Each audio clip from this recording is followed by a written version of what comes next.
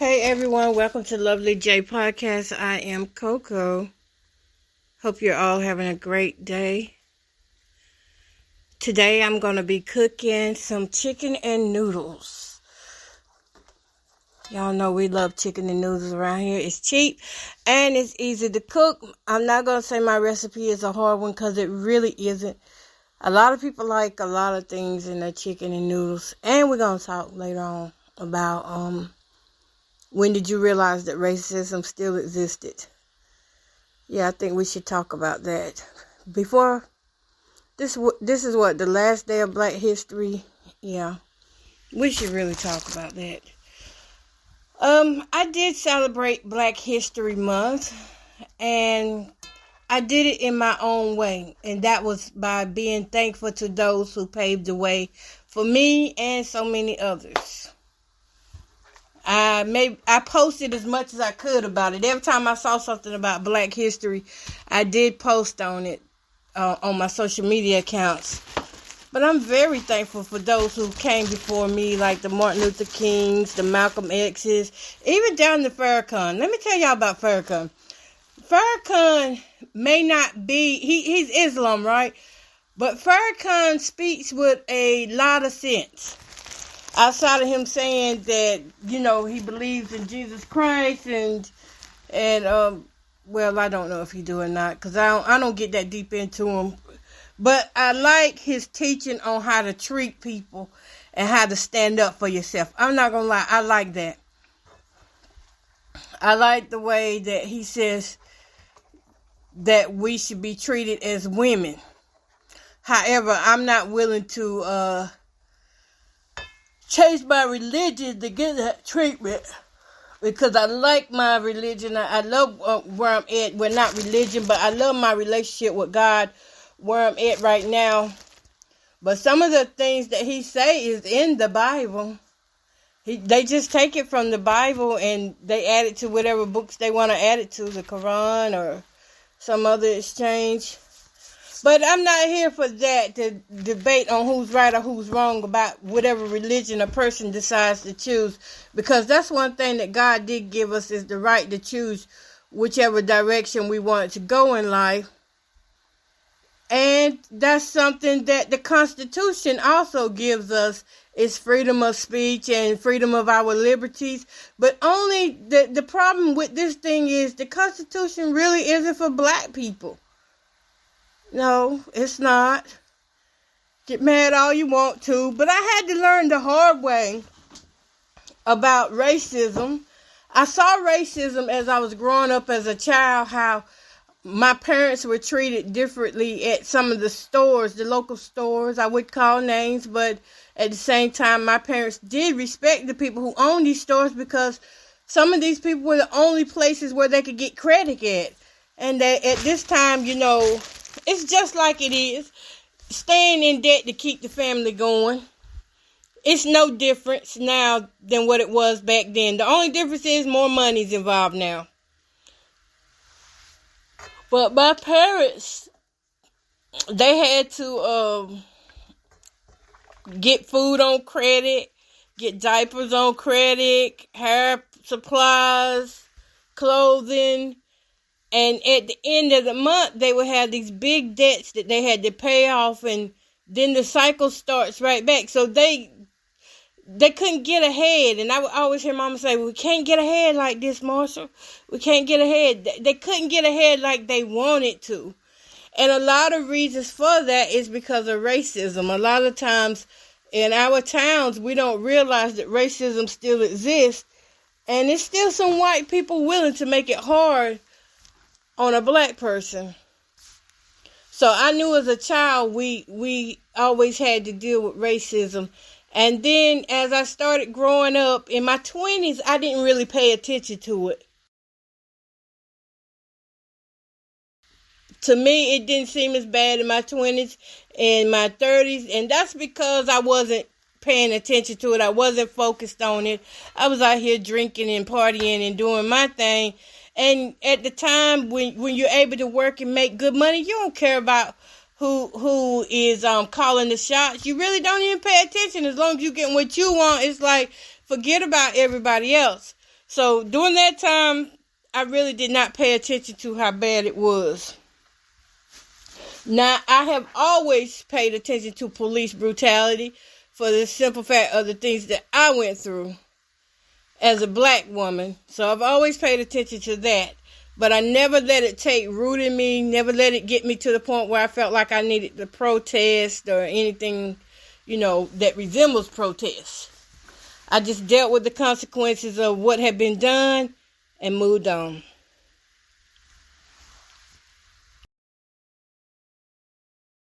Now I'm looking back and I'm saying, what if I would have said more? Would that have helped things out? And I don't know if it would or would have not, but it's a thought that does cross my mind sometimes, because I did stand up for myself, and I think that's why I was disliked a lot, because I was standing up for myself, whether it be to an officer or whomever was in charge. I always had my own way of thinking and doing things. But so has it. Now here I am, fast forwarding into the 40s. I'm in my upper 40s, and I'm looking back, and it took 2022 for me to come back to the real sense of what's going on around me and say racism is still alive. I didn't think much about the things that were happening to my home back last year or the year before. And as a matter of fact, I thought I was having normal wear and tear, and I thought the noise was normal because we had this big meal that's, this, like you can hear, I don't know, y'all might can hear the train in my background. So somewhere along the line where that train is at, there's also some factories. And I thought the noise was coming from the factories until I learned that you can put a generator out there to produce noise and aim it at somebody's house and harass them with noise. And another thing I learned is that you can put chemicals in people's yard to stop their grass from growing, to cause them to stay sick off in scents, and what else? Stay sick off scents. You could just cause anything to die off of these horrible chemicals, including people. You can cause somebody to get really sick. But that's when I realized that racism is still alive, and I would have not thought nothing of it. But for about a year, I was telling my children, I was saying, y'all don't smell that smell.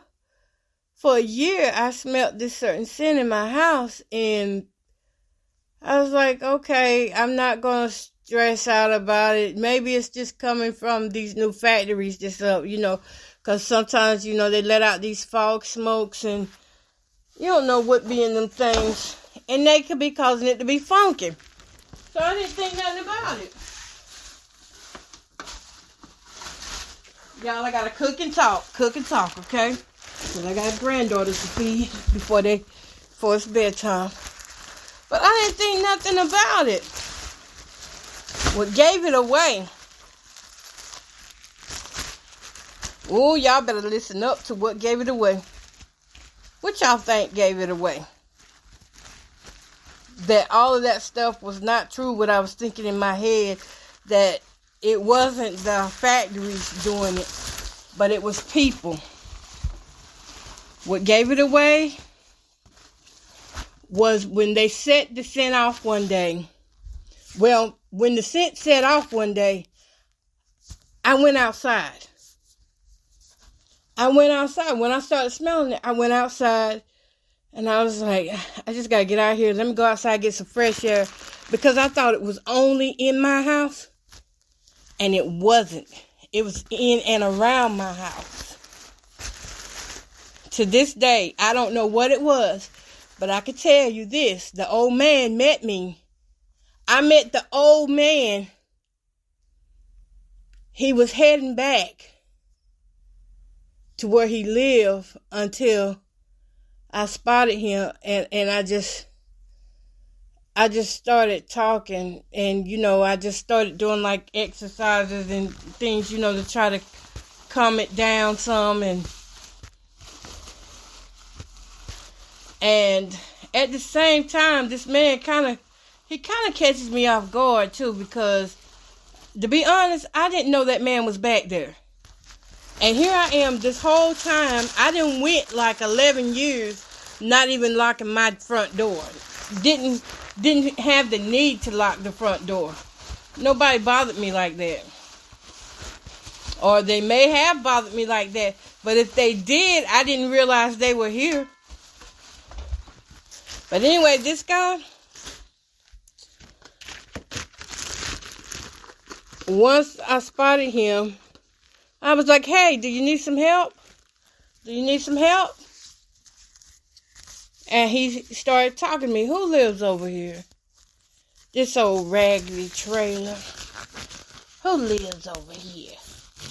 And he started talking about how he had been peeping through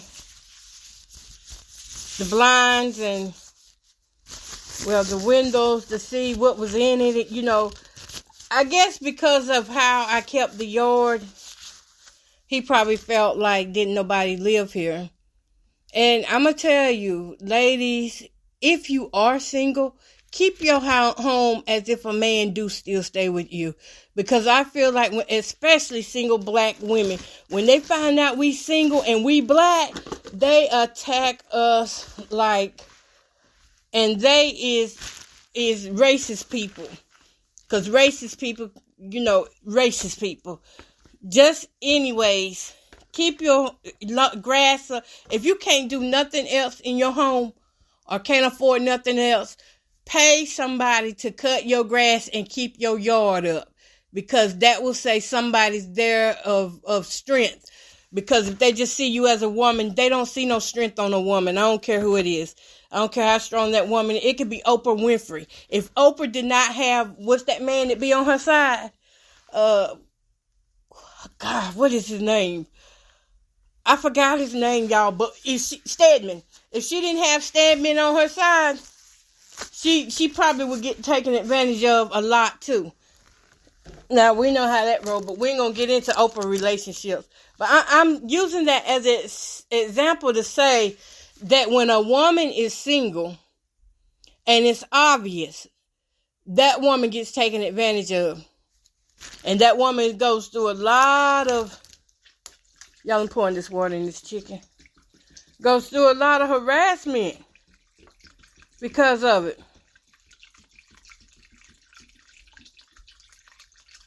All right, once I get this going, y'all, I'm going to go into the living room and sit and let this chicken boil until it's done for about 45 minutes. But I'm going to take time and finish talking to y'all. So that man was going by how my yard looked, because my yard did look bad. It looked really bad. And some of the bad that was in my yard, I know I did not do. I did not do all that stuff to my yard that was out there. Because at this time, I was barely going outside. Y'all, my life was so inactive that I didn't even have curtains up. I went to change my curtains one day, and at this time, I was going through some type of major depression. I didn't know what was going on with me. Now I know, though. I know what it was now.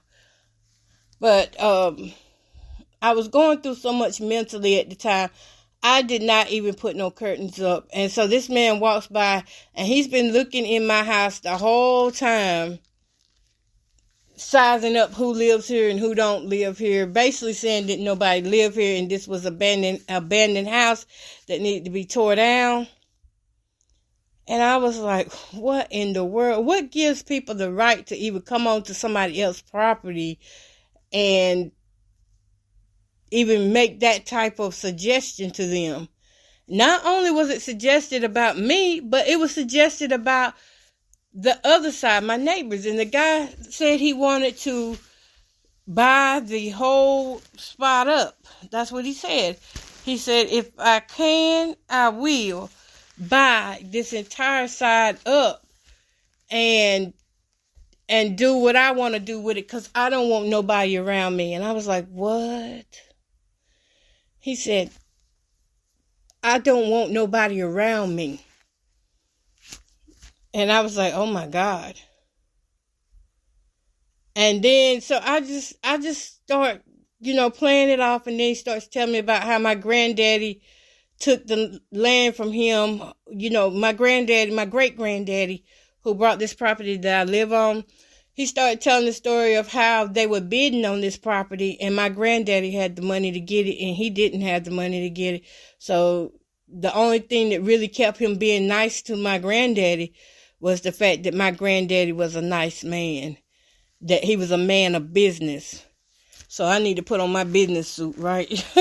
He was a man of business. That's the only thing that kept that man being nice to him. But outside of that, that man was prejudiced in his tone, his undertone. And to this day, I still have trouble with people coming around, that's not supposed to be here. And a lot of it is coming from gentrification and racism, because when you have what they call poor people, and I'm going to tell you right now, I don't identify as poor. And I'm going to tell you why.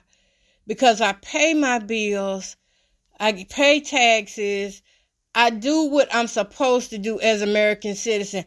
I feed my family, myself, and if my family come, they got it too. They already know it. I am a law-abiding citizen. I don't do no illegal things. None of that. And yet, it's planted to make me look as if I am not a law-abiding citizen and to make me look as if I'm delusional and making all this stuff up. And the truth is, when somebody wants what you got, they will do everything they can do to make others think that you're the one that's crazy.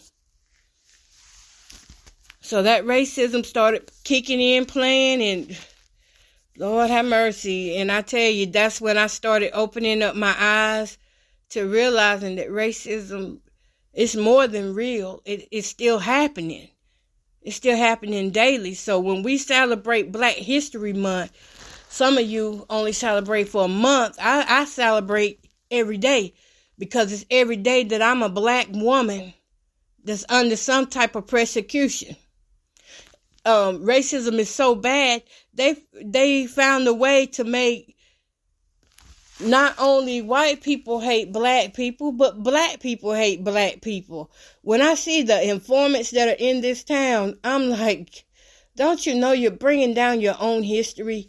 You're bringing down your own race. And they have planted this propaganda in the mind that if you can get the bad ones out, then the good ones will do better. Let me break it down for you. If we can get the bad Black people out of our town, then the good Black people that's here, you would do better and there would be more opportunities for you. That's what it all boils down to. Gentrification. I never thought that I would have to face something like this. But racism is real. Certain people are allowed to do what they want to do in town or outside the outskirts of town. And others, like me, we have to beg. We have been begging. At this point, it's begging to put homes onto the property that I live on. Homes that are not single-wide mobile homes versus double-wide and modular homes. It's a lot of people can afford single-wides, and sometimes that's the only thing a person will get approved for versus what some of these people, the modular and the double-wides, not everybody can afford that. Not even a two-parent working home can afford that sometimes, because the prices are so high now. Back in the day when you could get a double wide for $60,000, yeah, it was doable then. But now you're looking at paying $130,000 just for a small double wide. And I'm not talking about with any length. I'm talking about a small double wide. What's the smallest they got? Probably that amount. I want to see something right quick. Can I bring in the other phone? I may have. Let me see. But it's expensive these days.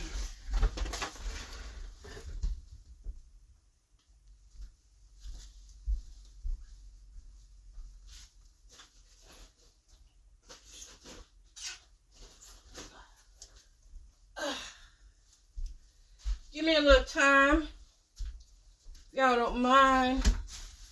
I'm really just coming out the bed too.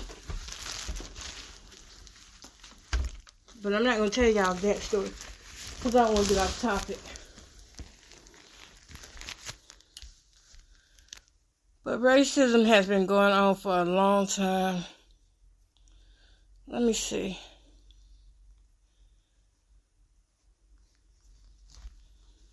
I'm looking for something.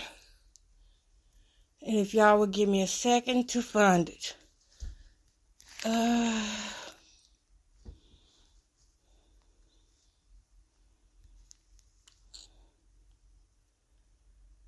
But yeah, if you don't know better, you can't do better. And at the time, I did not know better that things like this could happen. I always felt like not in my town. But I was wrong. I was wrong. It can happen in anybody's town. Y'all hear that noise in the background? I hate that thing when it comes on. It's that refrigerator. Should it be sounding like that? It's probably been tampered with, to be honest. But yeah, that guy told me he did not want no blacks over here. He didn't want no Mexicans over here, Hispanics.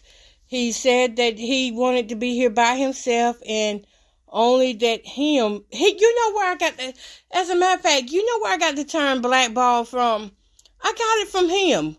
One day the power went off and everybody's power was on except for his. But ours had went off too. And ours was off for like 8 hours. His was off for 8 hours. But we started getting our power on first. And I don't know why that is. But anyway, he didn't get his on at the same time we did. And he came over here and he was like, "You got power? What you doing with power?"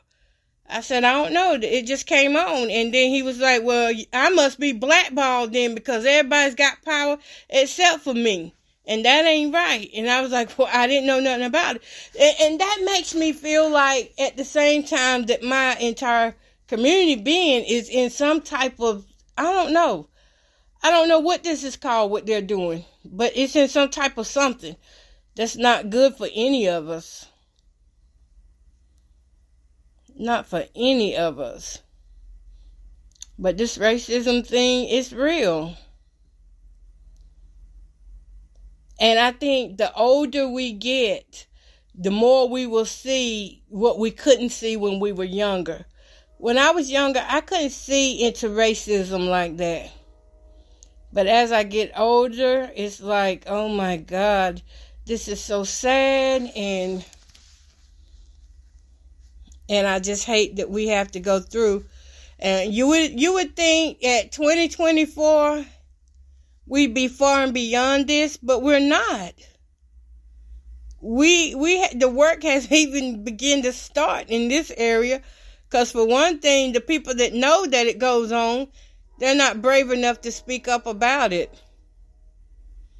And I suspect I wouldn't be brave enough to speak up about it as much either. I mean, on here I give you bits and pieces, but I don't, at this range of life and what has been done to me, I don't think I could just speak up and carry something solid right now until I made sure that my well-being was well. And I know a lot of people want whistleblowers, but honey, I don't think I could be that right now. I think God has certain people assigned to do jobs like that, and those people that he got assigned, they can do it, and then they can bring us in as help. Those of us who agree with them, they can bring us in as help to support their cause, but not be the initial ones to start it. And I have to just admit that sometimes I am better at background work than I am being in the front of things.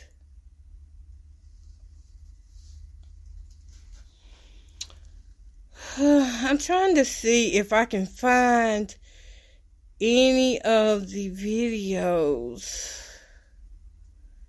that I have that may be related. I don't think so. I don't think I'm going to be able to find them. So if you're dealing with racism, how do you cope with it? I'm going to tell you how I cope with it. I cope with it like the Bible teaches me to. Sometimes I turn the other cheek, and then sometimes I just try to see if there's any way to work out our differences, or just continue to. Sometimes I might ignore it. And sometimes that's the best route, is to take your records, have your records, but don't try to go and do nothing on your own. Because racism is not tricky. Everybody knows racism is for one thing, and that's to get rid of the black race. That's what it's for. Let me get me some water.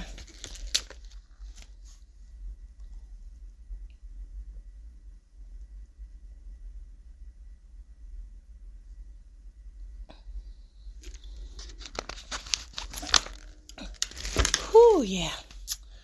Ooh, that water's good. But that's what it's for. We still have superior people. And I'm going to go as far as saying this. A lot of people that work in schoolhouses especially are there just so they can indoctrinate our young boys and girls and slow down their learning. It's not that all these kids have a hard time of learning. It's that some of these teachers play mind games the same way they do with parents. They'll play these mind games with parents, have the parents come over 2-3 times out of the week, missing out on their jobs to see about their son's grades, but then won't do anything to help the son or daughter have better grades. Won't teach where the child can understand. See, you got to understand, when it comes down to racism, it's hidden today. It's still here. It's hidden. But it's coming out. It's getting bolder. Each year it's getting bolder as, I say, the new generation begins to take over. It gets bolder because, see, with each generation, we have different types of thinkers that come out. Thinkers and movers and shakers that come out. So that means you got bolder and wiser peoples of all races. Whatever racism comes out in that generation, then you got a black generation that grows up and has defense against it. And as they all start to grow up and go against one another, it's just a continued, ongoing thing, which comes from hate. That's what racism comes from. It comes from hate. Let me see. From superior people. And that's why you gotta be careful. Please listen to your children. If they're telling you that they're having difficult times in school, listen to them. Don't brush them and throw them aside, because it's certain teachers out here assigned to your children to bring your children down. If they don't bring them down through the education wise, they'll bring them down emotionally, make them feel bad about themselves, so that they can't do good, so that they won't do good. They won't have the emotional energy to do good because they have already been talked down so bad to by these teachers.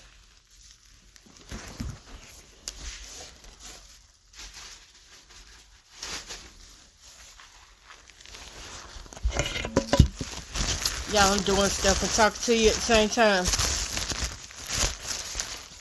And I know many may not agree with me, especially if you got teachers that are,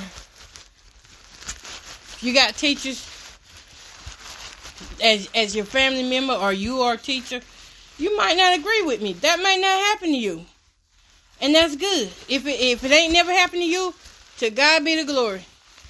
But it does happen to some people, and we have to keep that in mind, that some of these teachers only went to school so that they could be part of keeping the black race in hindrance.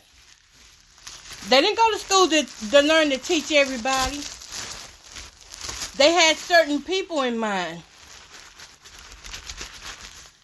that they wanted to either help or hold back. And I look at the black educators today. They'll stand in the picket line for that money. But they won't stand and say, well, I think you're treating this black child unfairly. They won't do that. But they'll stand and say that we want our raises. But they don't stand for the child, him or herself.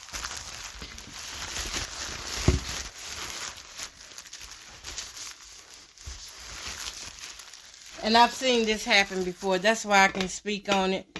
Because I've seen this type of operation before. I'm done moving that stuff so y'all can hear me better now. But either way it goes, it still exists. And we still have work to do. And I do say we because it may not be a group thing for some people. It may be an individual thing for some people. It may just be isolated cases in some areas.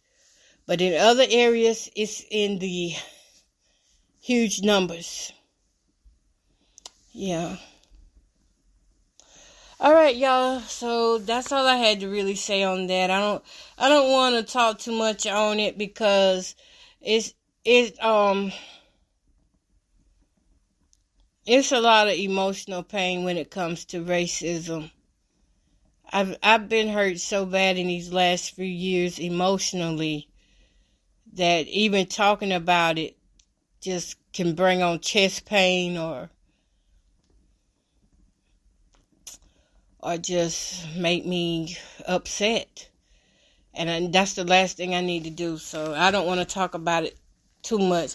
But I just wanted to touch on it as Black History goes out and let us know that the fight is still very real. We still need to stand and help one another. Stop wanting to be part of everything because everything that you're part of may not necessarily be good for the entire race of black people. You may be harming a black woman or man and think you're doing a good thing. I look at how many black people that have gotten behind me, that have followed me in the store, have stared at me evil looking because they signed up for Community Watch or Community Blocks and Control Pro and all that, InfoGuard. They sign up for these programs and then they come out and they look at you hateful, not knowing what's going on in the background. Some of them do know and others don't know that we get hurt in the background. I'm talking about physical assaults in our own home. While they may tell you don't touch us, there's a number of people that they tell to touch us, to jump on us, to hurt us. And it's coming from a racist point of view because I don't think, I can't tell for sure where this came from that I'm under. I really don't know because one, I was into it with the town hall about being able to bring these homes in. And then I got into it with some other people that I kept trying to run off from the property. And I just don't know where it comes from. But I do know racism is a part in it. And I pray one day to be free from it. I'm going to say I am free from it. And I'm just going to let them continue to do what they got to do. And I'm going to keep on trusting God regardless of what. But yeah, I be seeing the black people who be trying to walk around thinking they scaring somebody, gonna get scared. Y'all keep on, because y'all just as much in the program as I am. And as a matter of fact, you in it more than me, because you signed the contract. They threw me in it illegally as an experiment, but y'all are in it by contract.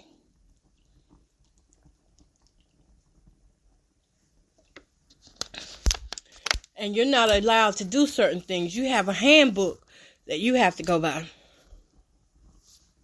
Whereas to me, all I'm to do is to live my life and try my best to endure whatever torture comes my way. But yeah, I have went to events with people and saw black people that asked me, do I want something? I said, yeah, I want it. I'll take it. And I just got where I stopped taking stuff from people, because people got where they would ask me, do I want something? And then when I get it, something would be off about it. Like, one person gave me a whole bottle of ranch, and it was just tore up. The whole top of it was tore up. It hadn't been opened, but the paper on it was tore up. And then somebody else fixed me a plate one time, and they threw the sides everywhere on the plate. And I was like, you wouldn't even feed that to your mama, your daddy, your sister, your brother. Why you want to give that to me? But they was under the program. Yep, they was under that program that tells them this is what you have to do. Because this person that you are investigating, this is what they call it, a investigative subject. And we need you to detail everything that this person does while they're within your sight. And that's racism. The FBI came out with that mess, and it's racism. It's a violation of our constitutional rights, our civil rights, our liberties. And that's where the Constitution and everything else, the amendments, all plays a part in what's going on in America. That Constitution is not being served to everybody. Everybody doesn't get that. We get parts of it. And that's only what part they want us to have. We don't have anything in whole. You can't even get, if black people were to tell the truth, even the ones that's in the White House and working in the White House, they know that it's only so much they can say and do and get away with. Even they don't have that type of right that you think. They fighting for it, but they yet to have it. They haven't arrived there yet. This is our fight. This is our fight. I never thought where freedom of speech would cause me, or just speaking would cause me to get hurt. And then again, I look at Martin Luther King and I say, well, they got him. And it's just true that most of what we're supposed to be protected under is not protecting and serving. It's there as paper, and it only works for certain people. That's all I gotta say. It only works for certain people, and that's no point intended to my white sisters and brothers that are very good to me and nice to me. That's to the ones that are racist. To the ones that are racist, I'm just gonna continue to pray for them. But the ones that are racist, when they treat us bad, they treat us really bad. And they don't just go for us. They go for shaming us so bad in front of our children that when our children grow up, they grow up with hate in them because they don't like what happened to us. And now their fight may either turn to be on the streets or in the White House. Sorry about that. I don't know what my throat just did. It did something. Their fight is going to be a fight because of what we're going through right now. They're picking up on this. They're seeing the struggle that we fight with. They're seeing that when we lash out sometimes, it's not necessarily because we're mad at them, But we're mad at the system that we can't be free. We can't speak free. We can't live in our homes freely without being surveillanced. We're mad. It's a number of us mad. And we're mad because they took our family members and they turned them against us. They took family members that normally we would talk with, get around, celebrate the holidays with, and now it's like we don't even talk, or either we're enemies. And these are family members probably never even had a problem with, because the government turned them to informants. All right, y'all, so I'm done with that. Yeah, I'm done with that because I ain't finna get pissed off this evening. I done said enough. What I'm fixing to do is I'm fixing to cut my oven on so I can get some heat up in here and put me on a movie. And I hope that you all have had a great day and that you will have a great evening. And I got a few more minutes on that. That chicken got cooked for about 30 more minutes, I think. I didn't know it was this cold in here. Whew, Lord. Did y'all watch Mea Culpa? I can't stand that movie. Oh, Tyler Perry messed that one up. I watched it, y'all. Go check out my review on YouTube. It's on there. I left a review about it on YouTube, so if you go check that out, you'll see what I had to say about it. I'm not going to tell y'all here, because I already got something out about it. But go check it out and put in the comments what you think about it if you watched it. All right, y'all. Peace, love, and happiness. Y'all have a great one.